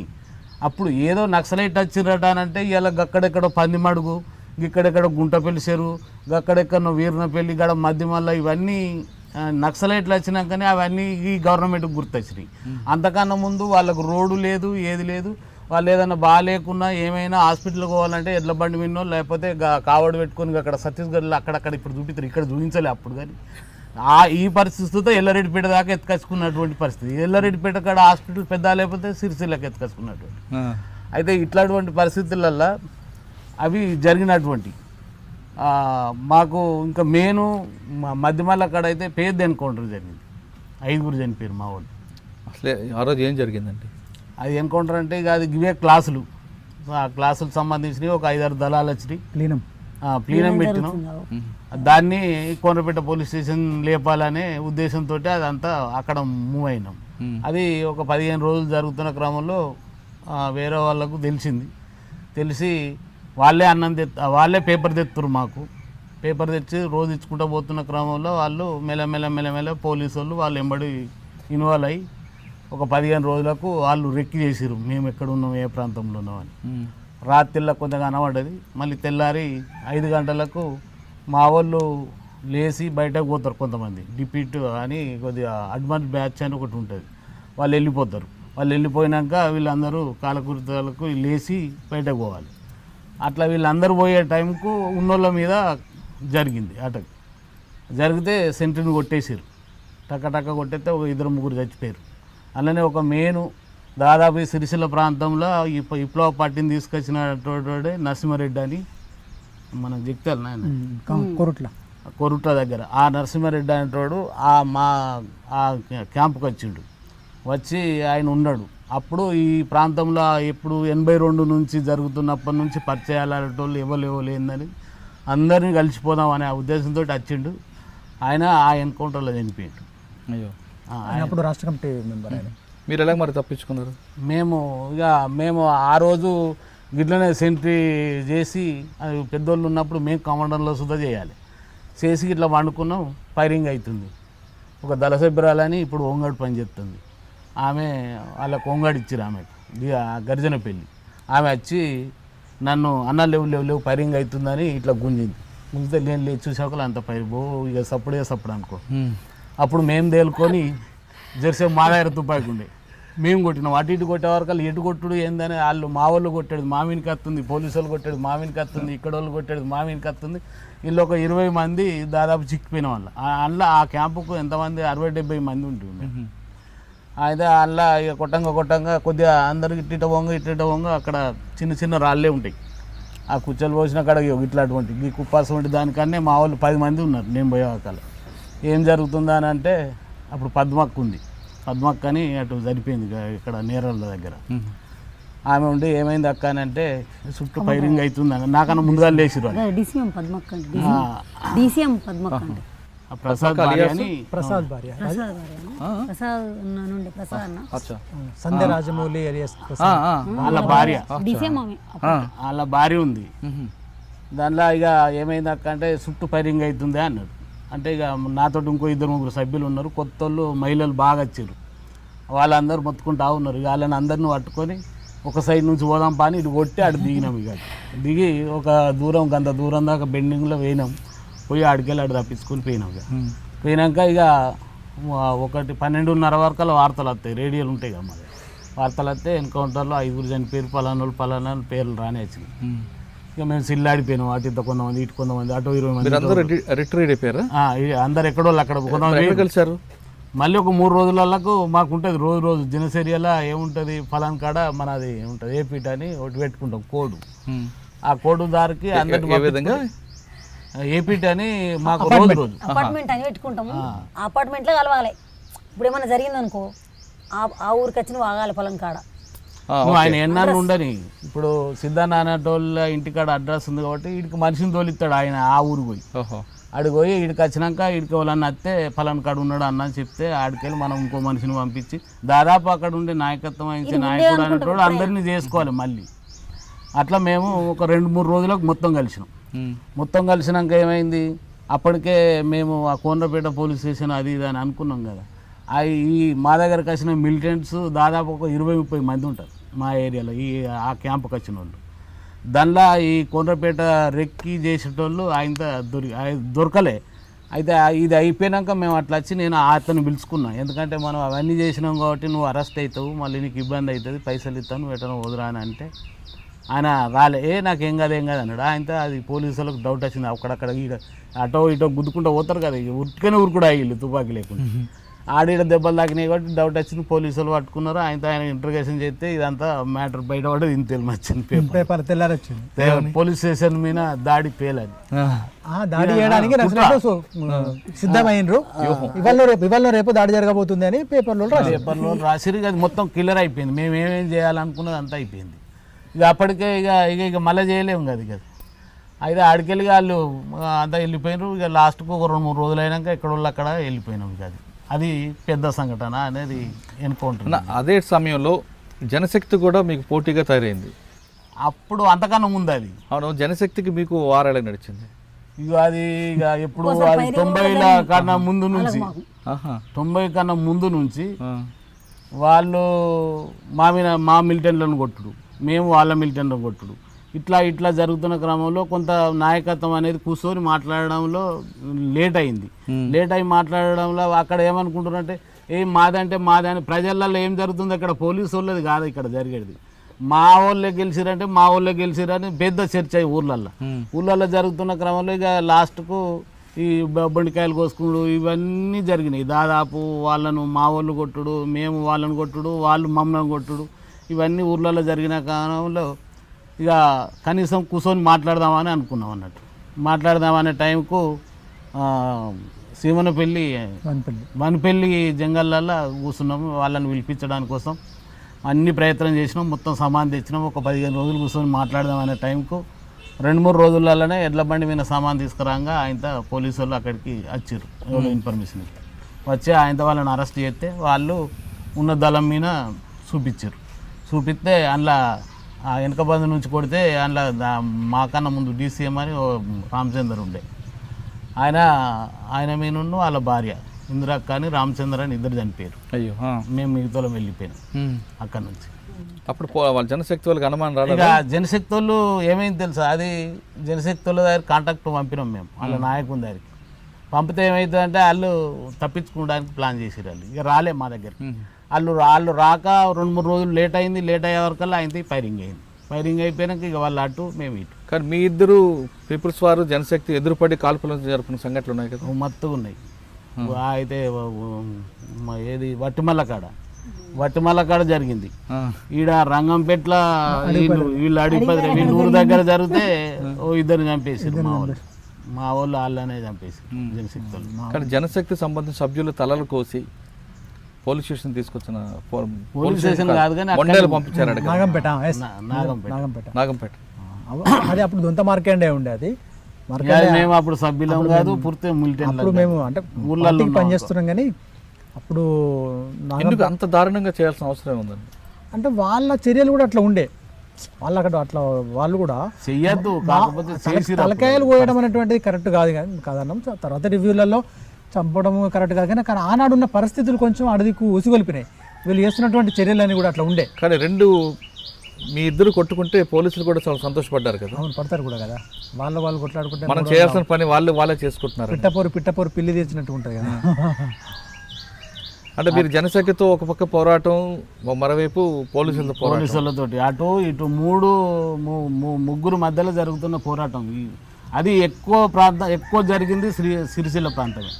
ఈ జనశక్తికును వారికి జరిగింది లొల్లి. రాజన్ గారి అంతా జరిగేది మొత్తం జరిగేదంతా ఇక్కడనే ప్రజలు దేవేంద్ర గారి వాళ్ళదే. అయితే ఒక జనశక్తిలో ఒకరోజు అడవిలో ఉన్నారు అని తెలిసింది మాకు. మేము చిమ్మనపల్లి అని ఉంటుంది ఇక్కడ నిజామాబాద్ బార్డర్. నల్లం ఉన్నదని తెలిస్తే సరే వీళ్ళని పట్టుకుందాము, బాగా మా వాళ్ళని కొడుతున్న గ్రామాలలో మాకు తిండిపెట్టని ఇస్తలేరు అని చెప్పేసి అడుగుదామని పోయినాం. రాత్రి 1 గంటకు వాళ్ళు సెంట్రీగా కాసేకాడికి అన్నం తీసుకుపోయేటప్పుడు మేము పోయినాం. 1 గంట రాత్రిలో మేము ఈయన అన్నం తీసుకొని వచ్చినానే చెప్పిండు, అన్నా నా వెనక పీపుల్స్ వరలు అత్తురే అని వాళ్ళకు కాషన్ ఇచ్చిండు. గట్టిగా అరిచిండు. ఎవరైనా అత్తున్నారు అంటే ఫలానా అన్న ఇలా అత్తున్నారా అని అయినా. నిజమే వస్తున్నాం, మీరు లొల్లి పెట్టకుండ్రి, మీరు సైలెంట్గా ఉండుర్రి, మనం మాట్లాడుకుందాం అని అడవిలో రాత్రి 1 గంటకు మాటల ద్వారా గట్టిగా శబ్దాలు చేసినాం. వాళ్ళు ఓకే రండి మాట్లాడుకుందాం అని అన్నారు. అంత మేము లోపలికి వెళ్ళిపోయినాం. వాళ్ళ షెడ్డర్లకు వెళ్ళిపోయినాం. అందరినీ కూర్చోబెట్టినాం. ఇంకా సభ్యులు అందరూ 20 మంది సభ్యులు దొరికారు మాకు. అందరినీ కూర్చోబెట్టి మాట్లాడినాం. మీరు ఆగుండ్రి అంటే వాళ్ళ నాయకులను పిలిచినాం. మీరు అందరూ దొరికిండ్రి ఇక్కడ, అందరినీ మేము కూర్చోబెట్టాము, మీరు కూడా రండి మాట్లాడుకుందాం అంటే అన్న వస్తున్నాం ఆగుండ్రి అన్న వస్తున్నాం ఆగుండే అని అన్న ఇప్పుడు ఇక్కడ శబ్దం ఇక్కడ వినబడ్డ శబ్దం ఇంకో 10 నిమిషాలు అయిన తర్వాత ఇంకొంచెం మీదకి పారిపోయినారు వాళ్ళు. లీడర్లందరూ పారిపోయినారు. ఆ దళం సంబంధించిన సభ్యులందరూ మాకు దొరికినారు. వాళ్ళ దళానికి సంబంధించిన వాళ్ళ లీడర్లందరూ కూడా పారిపోయారు. మరి వాళ్ళు ఏం చేశారు మీరు? ఆ సభ్యులందరినీ తుపాకులు తీసుకున్నాం మేము. మా దగ్గర 20 తుపాకులు దొరికినాయి మాకు అని ముళ్ళ కట్టి. అప్పుడు మేము ఏమనుకుంటే తుపాకులు తీసుకుందాం అనుకున్నాం ఒక నిమిషం. తర్వాత మళ్ళీ ఏమనుకున్నామంటే వీళ్ళను మనము దొరకబట్టుకుని తుపాకులు ఉంచుకుని మనకి ఏం అవసరం ఉంటుంది, మనం అనుకుంటే స్టేషన్ మీద దాడి చేసి తెచ్చుకుందాం తుపాకులు. వీళ్ళ దగ్గర చాలు మీ తుపాకులు మాకు అద్దుపోరా అని చెప్పి మళ్ళీ ఏళ్ళ ముళ్ళ కట్టి పంపించేది. అప్పుడు వాళ్ళే తుపాకులు వాడారు, మీరే తుపాకులు? అందరి దగ్గర దాదాపు మా దగ్గర AK-47 ఉన్నాయి, SLRలు ఉన్నాయి, 303లు ఉన్నాయి, 14 మస్కెట్లు ఉన్నాయి. అవును, మీకంటే పోలీస్ స్టేషన్ మీద దాడులు వాళ్ళకి ఎక్కడ దొరికే తుపాకులు? వాళ్ళను అంతకుముందు ఇప్పుడు మీకు తెలుసు, నాకు తెలుసు, మీకు ఐడియా ఉంది కావచ్చు, లైసెన్స్డ్ ముఠా కే రాజన్న అని అంటారు. అవును, కే రాజన్న వాళ్ళకు లైసెన్స్ తుపాకులు ఉండే అప్పుడు. ఓహో, అందుకే మేము వాళ్ళని ఏమంటుంటాం ఇక్కడ అంటే కే రాజన్న వాళ్ళ విప్లవ పోరాటం కేవలం పీపుల్స్ వార్ను నిర్మూలించటమేనా, లైసెన్స్డ్ ముఠా కే రాజన్న వారి నాయకత్వం ఏం చేస్తుంది, అలా లైసెన్స్డ్ ముఠా అని చెప్పేసి అని అంటుంటే మా పార్టీ వాళ్ళని. ప్రభుత్వం ఇచ్చిందని లైసెన్స్డ్ ముఠానే అంటుంటే వాళ్ళ దగ్గర తుపాకులు అప్పటి నుంచే మాకంటే అధునాతంగా ఉండే. ఇంకా వాళ్ళ దగ్గర మా దగ్గర 303 లేనాడు, వాళ్ళ దగ్గర మంచి ఏకేలు లేవు కానీ మంచి తుపాకులు ఉన్నాయి వాళ్ళ దగ్గర. వాస్తవంగా ఆయుధ సంపత్తి జనశక్తి దగ్గరనే మంచిగా ఉండే మొదటి చూడు. తర్వాత మా దగ్గర అనేక దాడులు, పోలీస్ స్టేషన్ల మీద దాడులు, వాళ్ళ దగ్గర. మీకు 2-3 సంఘటనలు చెప్పారు, 2 మిస్ అయిన సంఘటనలు చెప్పారు, ఒకటి పారిపోయిన సంఘటన చెప్పారు. మీకు బాగా ఈ సంఘటనలో పాల్గొన్నాను అని బాధపడే సంఘటన ఉందా? ఏది? పోలీసులు చంపిన విషయంలో కానీ? పోలీసు వాళ్ళని చంపిన దానిలో అంటే మేము సొంతంగా చంపిన ఏం లేవు, కానీ కాకపోతే మా దళాలు చంపినప్పుడు సుధా మేము సమీక్ష చేసేటప్పుడు అయితే అనుకుంటుంటిమి వాళ్ళు మన లెక్కనే, వాళ్ళకు కుటుంబం, వాళ్ళకు ఊరు, వాళ్ళకు ఒకటి ఉంటాయి, అవన్నీ ఉంటాయి కదా. మనం ఎందుకు చేయగలుగుతున్నాం అని అంటే వాళ్ళు సొంతంగా నిర్ణయం తీసుకునేది కాదు. వాళ్ళు ఒక ఆఫీసర్ వాళ్ళకి చెప్తాడు, ఆ ఆఫీసర్ ఇంకో ఆఫీసర్ చెప్తాడు, వాళ్ళు ఇక్కడ దాకా వస్తారు. మన పరిస్థితి గంతే, మేము సుధా గంతే. మేము మాకన్నా పెద్దోళ్ళు మీరు ఏం చేస్తున్నారు, ఇంకేం జరుగుతుంది సంఘటన అని మాకు సమ్మెడ దెబ్బలు గట్టిగా తగులుతూనే మేము ఇంకో దాని మీద దాడి చేయాలి సార్. పోలీసు వాళ్ళ సుత గవర్నమెంట్ ఏం చెప్తుంది, మీరు నక్సలైట్లు అక్కడ విచ్చలవిడిగా చేస్తూ ఉన్నారు, ఊళ్ళల్లో వాళ్ళని వీళ్ళని వినపరమాలని కొడుతూ ఉన్నారు, ఈ భూమి మలిపిరు, ఆ భూమి మలిపిరు, ఇవన్నీ చేస్తున్నారు, రోజు ఒక కాడ మీటింగ్ పెడుతున్నారు, రోజు పేపర్లు ఇట్లా వస్తూ ఉంది, మీరు ఏం చేస్తున్నారు, ఏం బిక్తున్నారు అనే పరిస్థితిలో వాళ్ళు అప్పుడు ఒత్తిడి ఉండే పోలీసు వాళ్ళకు. అందుకే మేము మా గద్దరు వాడిని ఇంతకుముందు మీకు మాకు తేడా లేదని. పోలీసు వాళ్ళకు మాకేం తేడా లేదు, దాదాపు అన్నదమ్ముల లెక్కనే. కానీ గవర్నమెంట్ అనేది ఒత్తిడం మూలంగానే వీళ్ళు మామిన ఇరుసుకపడు కాదు, గ్రామీణ ప్రాంతాలలో అన్నం పెట్టేటోళ్ళను బాగా విపరీతంగా కొట్టుడు, జర మెయిన్గా పనిచేస్తున్న ఫుల్ టైమర్గా పనిచేస్తున్నాడే తీసుకుపోయి ఆయనతో గుట్టకాడ పోయి ఆయనతో తూట వచ్చేసుడు. ఇట్లా బాగా జరిగినాయి. ఇట్లా మాకు ఆ మధ్యలో జరిగినాయి. అప్పుడైతే రోజుకొకటి 2, 2, 3 ఏ ప్రాంతంలోనే ఎన్కౌంటర్లో చనిపోయారు మా వాళ్ళు అన్నది. మా వాళ్ళు చనిపోయినారు అన్న దానిలో సుత మా నాయకత్వం సుత కొద్దిగా అప్పుడు లోపం ఉండే. ఏముండే మిలిటెంటే కదా చనిపోయిందంటే, అంటే మేము మా అటువంటి మేము గ్రామీణ ప్రాంతం నుంచి వచ్చిన వాళ్ళం కాబట్టి మా బాధ ఏమనిపించా అంటే అప్పటికైనా అంటే మిలిటెంట్ చనిపోతే ఒక బాధ, నాయకుడు చనిపోతే ఒక బాధ. కరెక్ట్, 2 ప్రాణాలే కదా, ఇది కరెక్ట్ కాదని మా భావం. అయితే మేము మొదటి నుంచి ఇట్లుండే, అంటే సరే మీకు ఉంచుకోరా అని అందరు కొంతమంది. అంటే ఎప్పుడు చంపడమే మార్గం అనేది అయితే కాదు, శాంతియుతంగా సమస్య సాల్వ్ కావాలి, ప్రజలకు న్యాయం జరగాలి, ఏం చేయాలి అనేదేమో కొంతమంది భావంలో కొంతుంటాయి. కొంతమంది నాయకుల దానిలో మా వాళ్ళ దానిలోనే నేను చెప్పేది ఏంటంటే, మా వాళ్ళు ఏంటంటే అతి హుషారుతనంగా చేసి మళ్ళీ వెనకసరి చేతులు పట్టుకునే కాలం ఉన్నాయి కొన్ని. అటువంటి సంఘటన చెప్పండి. అట్లాంటి ఇక మీకు జరిగిందంటే కోర్ట్ ఆపరేషన్లో విపరీతమైన మనుషులు మేము ఒక నెలలో 25 మంది చంపినాం. అప్పుడు అమర్ లేడు, ఇంటికి వచ్చి నేను అందరూ నిజంగా కోవటేనా వాళ్ళు కోట. ఇక నేను చెప్పేది నువ్వు అది మరి ఘోరం అనుకో పరిస్థితి. ఇక అది నేనే కమాండర్ను, నా దళంలోనే 6-7 చచ్చిపోయారు నాతో చంపిరిల్లే, మేమే చంపినాం, ఇంకెవరో కాదు. అయ్యో, వాళ్ళు కోట అనేది నిజామాబాద్ నుంచి ఒక అతను అక్కడికి వెళ్ళి దళం తీసుకొని రాగానే ఆదిలాబాద్ పిల్లగాడు అనేటోడు ఒకటి కోవాటు, నేను సింగ్ తీసుకోగానే ఆజాద్ అనేటోడు ఇప్పుడు చనిపోయాడు ఎక్కడున్నాడు. నువ్వు అంటే గజర్ల సారయ్య అతను ఇక్కడ మాకు ఆయన డిసిఎస్ ఉండే ఇక్కడ మా ప్రాంతం గజర్ల అశోక్ ఇంటర్వ్యూ చేతుకి ఇట్లా అలా ఆయన మనం గెలవలే. మేము కలిసినాం కదా ఆయన. ఇటు వచ్చిండు మా దగ్గరికి. మా దగ్గర వచ్చి ఒక నెల 2 నెలలు ఉన్నాడు ఇక్కడనే సిరిసిల్ల ప్రాంతం. నాతోటే ఉన్నాడు. నాతోటే ఉన్న దానిలో ఆయన చెప్పే దానిలో ఆయన ఏంటంటే నేను సెయింగ్ తీసుకోగానే అద్దంలో చూసినా నన్ను వెనకకెళ్ళి కొట్టడానికి వచ్చిండు ఒక సభ్యుడు అని ఆయన డౌట్ చేసి ఆయన ఇక్కడనే మన సిరిసిల్ల ప్రాంతంలో ఇటు వట్టిమల్ల దగ్గర ఆయన ఇంటర్గేషన్ చేస్తే ఆయన ఒప్పుకున్నాడు నేను బరాబరే పోలీసు మనిషి అని. ఎవరు పంపారటానికి? అప్పుడు ఆ ప్రాంతంలో ఉండే ఆదిలాబాద్ నుండి వచ్చింది కదా ఆయన. అయితే వాళ్ళు ఏం చేసిరట అంటే మేము వెనకసిరి తీసుకున్న దానిలో తెలిసింది కాబట్టి ఆయన ఎందుకు కొడుతురని మేము అందరం లేచి 5 గంటలకే లేచి ఏంది అడుగుతామంటే అతడు ఇంకొక 2 పేరు చెప్పాడు ఈ సిరిసిల్ల ప్రాంతం వాళ్ళకి. వాళ్ళని తీసుకొడితే వాళ్ళు ఒకరోజు ఒక 2 గంటలు 3 గంటల వరకల్లా నేను ఈడపోయినా ఆడపోయినా మా వాళ్ళకి కలిసిన నేను ఇంటికి పోయినప్పుడు కలిసిన పోలీసు వాళ్ళు వచ్చారు నాతో మాట్లాడినాను. అయితే అది ఏం జరుగుతుందో అర్థమవుతలేదు. ఇక మేము దాదాపు ఒక 70 మంది ఉన్నాం. నా దళంతో 70 మంది ఉన్నారు. 3-4 దళాలు ఉన్నాయి. అయితే మరి ఏం చేసుడు అని అంటే అట్లా 2 రోజులు కొట్టినాక ఆయన విలేకరులు వచ్చారు. విలేకరులు వస్తే ఒక మరిమడ్లు అని అటు అడవి ప్రాంతం ఉంటుంది ఆడికి వచ్చారు. ఆడికి వెళ్ళి నేను తీసుకుని పోయి ఆడికి తీసుకుపోయే వరకల్లా వాళ్ళు వాళ్ళంతా ఎంక్వైరీ చేసే వరకల్లా అప్పటికే దెబ్బలకు వాళ్ళు ఒక ఆయన చనిపోయిండు. పాలిథిన్ కాగితంలో పెట్టి ఆడ కప్పారు. ఆ అన్న ఒకళ్ళు చచ్చిపోయారు అని నా దగ్గరికి వచ్చారు. ఏదో తీపోని అని నేను అట్లా ఆ రాత్రి అయింది. మేము పోయేవరకల్లా 11 అయింది. ఆ జంగల్లో ఆ బురదలోకి వెళ్ళి వాళ్ళని తీసుకుని పోయే వరకల్లా ఇక బాబేద గుట్ట. ఆ గుట్టకి ఎక్కే వరకల్లా వాళ్ళు అలసిపోయినట్టు అయ్యారు. పండుకున్నారు. తెల్లారి 10 మంది దాదాపు 10 మంది అని తేలింది. 10 మందిని ఆ రోజు మళ్ళీ ఈ విలేకరుల దగ్గర కూర్చోబెట్టినాక వాళ్ళు అడిగితే గిట్లనే ఇక మీరు మమ్మల్ని అడిగినట్టు అడిగితే ఇదంతా డూపు, అది మేము దెబ్బలకు వశపడక చెప్పుకున్నాము ఈ విషయం అన్న మీకు దండం పెడతా మమ్మల్ని విడిచిపెట్టు మేము బతాం ఈ ప్రాంతంలో కాక ఎక్కడ నన్ను వెళ్ళిపోతామని కొంతమంది అన్నారు. అమ్మ నా కొడుకులలో వీళ్ళు మళ్ళీ అంటారట అని మళ్ళీ ఇదే అజాద అన్నట్టు ఆయన చల్ వాడిని మళ్ళీ తీసుకుపోమని ఒక అర్ధగంట సేపు అటు తీసుకుపోయి మళ్ళీ ఒక ఇంటర్వ్యూషన్ చేసి మళ్ళీ వచ్చినాక బరాబరే అన్న సరే అయిపోయిందని ఆయన అక్కడికి అయిపోయినాక ఒకటే రోజు 10 మంది 6గురిని నిమ్మపల్లి దగ్గరకు తీసుకొచ్చి చంపినాం.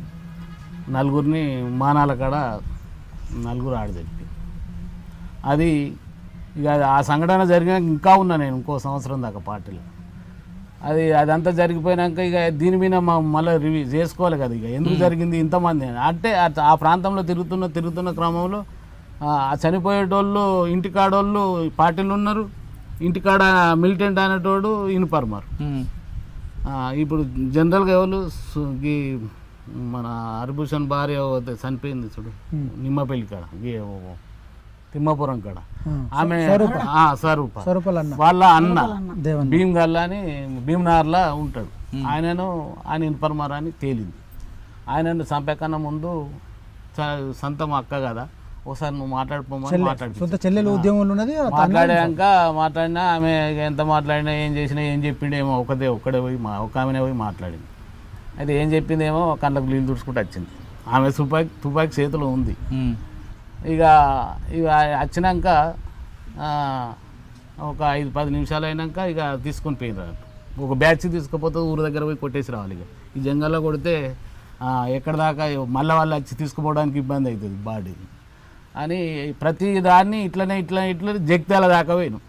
ఆ జగిత్యాల దాకా పోయేటప్పుడు ఈ ఎప్పుడైతే స్వరూపాలు అన్నయ్య చంపేశారా? చంపేసి అంటే ఆవిడ చంపలేదు, ఆమె చంపడి ఆమె చంపితే ఎవరు చంపినా ఇంకొకరు సంఘటనలో ఉంటుంది. అంటే ఏడ్చుకుంటూ వచ్చింది అంటున్నారు కదా ఆవిడ. అంటే కళ్ళ నీళ్ళు ఇక కొద్దిగా ఆమె తట్టుకుందా. మీరు అన్నయ్యతో మాట్లాడండి ఆమె కన్ఫర్మ్ చేసుకోండి అని అంటే పక్కకు పోయి మాట్లాడితే అతను ఏం చెప్పిండు అనేది ఆమె చెప్పకుండా ఆమె ఏడ్చుకుంటూ బయటకు వచ్చింది. అంటే నిజమే అన్న మరి ఏం చేద్దాం అమ్మ మీ బాడీ ఉందా తర్వాత తీసుకొని పోయి చంపేసి అప్పుడు కాదు ఇక వాళ్ళందరినీ ఒక్క కాడ పెట్టేయాలి, వీళ్ళను రాత్రి తీసుకుపోవాలి, ఎన్నో కొట్టేసి రావాలి కదా. ఇవన్నీ జరిగినాక లాస్ట్ నెల వరకల్లా ఎంతమంది అయినరట అని అంటే 25 మంది అయ్యారు మా వాళ్ళు.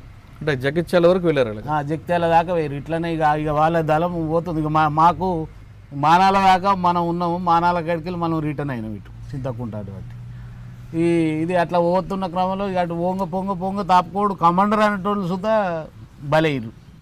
ఆ రోజు నేను నా పేరు మా సభ్యుడు అనేటోడు సిద్ధాన్న సుత ఉన్నాడు అని అంటే తప్పని పరిస్థితి.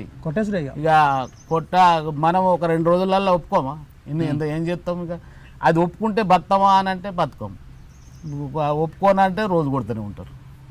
అది మా పరిస్థితి. ఏం జరిగిందటంటే నేను కళ్ళతోటి చూడాల్సిన పరిస్థితి అది నక్సలైట్ చేసే పని కాదు.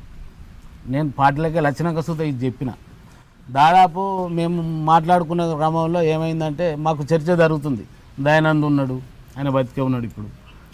ఇంకో ఐలాండ్ అని ఉన్నాడు, ఆయన ఆయన ఆయన చనిపోయిండు.